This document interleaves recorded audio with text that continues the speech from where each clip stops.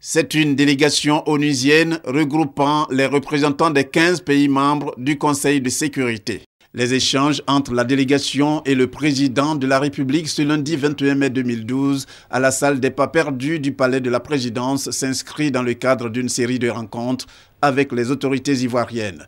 Cette réunion a été une fois de plus l'occasion d'évoquer l'évolution de la situation après la crise post-électorale et les rapports entre l'ONU et la Côte d'Ivoire. Les membres du Conseil de sécurité ont eu l'occasion de constater les efforts qui ont été accomplis dans le pays depuis un an environ, après l'arrivée au pouvoir du président Ouattara, en ce qui concerne le domaine du secteur de la paix, la sécurité et également du développement.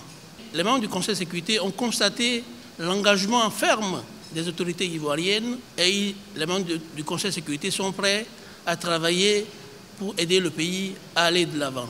Cette visite du Conseil de sécurité est une manière d'exprimer à la fois notre amitié et notre soutien, notre amitié pour le peuple ivoirien qui a connu une longue crise, qui s'est terminée un an presque jour pour jour avec des milliers de victimes, et aussi une expression de soutien aux autorités ivoiriennes qui, sous la direction du président Alassane Ouattara, se sont engagées dans la reconstruction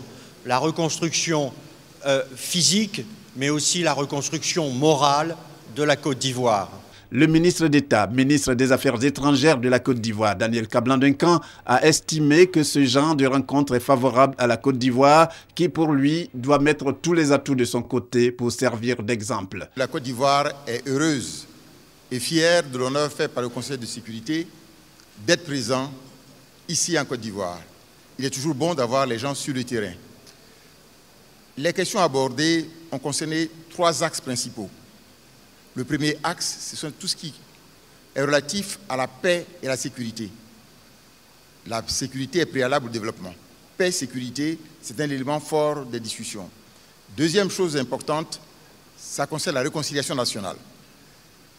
Et troisième dossier important, c'est tout ce qui est relatif à la relance et la reconstruction économique au niveau de la Côte d'Ivoire.